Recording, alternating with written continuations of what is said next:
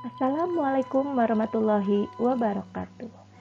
Wilujeng enjing, wilujeng tepang deui sareng Ibu Dini di channel Bahasa Sunda. Kumaha hidup teh siap diajar bahasa Sunda? Hayu urang diajar bahasa Sunda.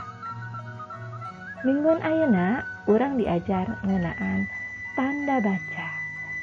Tanda baca ieu mangrupakeun pangajaran bahasa Sunda kelas 5 SD. Kukituna hayu urang regepkeun sasarengan.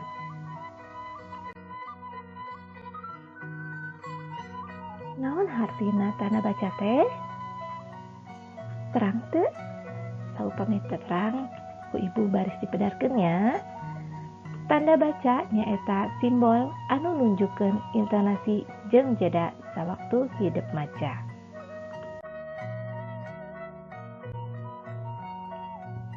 Tanda baca teh rupa-rupa. Tangtu geus loba tanda baca anu dipikanyaho ku hideuk. Supaya leuwih leuleup mahamna, ieu ku Ibu baris diguarkeun naon wae anu disebut tanda pananya jeung tanda panyelup. Diregepkeun nya.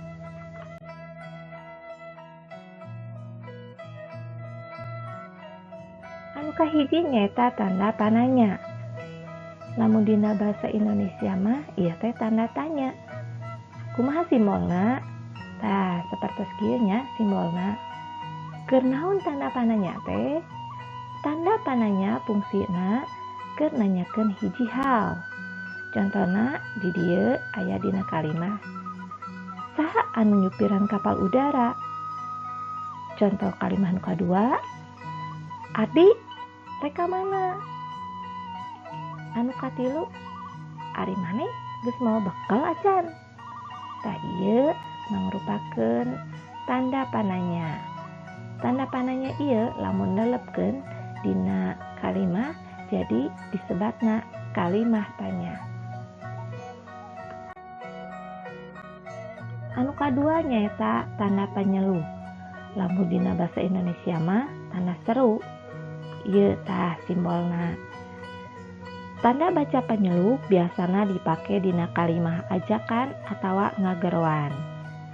Biasana intonasina rada naek. Kumaha cara ngabedakeun intonasina? Tah ieu aya kalimahna. Contoh, Hadi, hayu urang ulin ka lapang. Contoh kalimah nu kadua, Bapak, punten puterana piwarang calik. Anu katilu, Santi, dagoan atuh.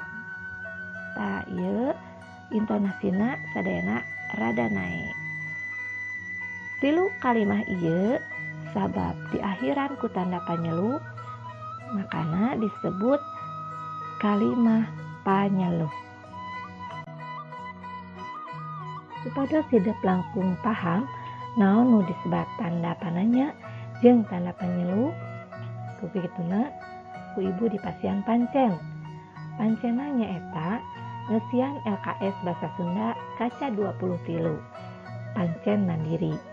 Ngalarapkeun tanda baca nuluyu dina kalimah-kalimah soal nomor 1 dugi ka 10. Saupami tos beres, hideuk fotokeun teras upload di assignment tugas bahasa Sunda di kelas masing-masing. Hatur nuhun kana perhatosanana. Wassalamualaikum warahmatullahi wabarakatuh.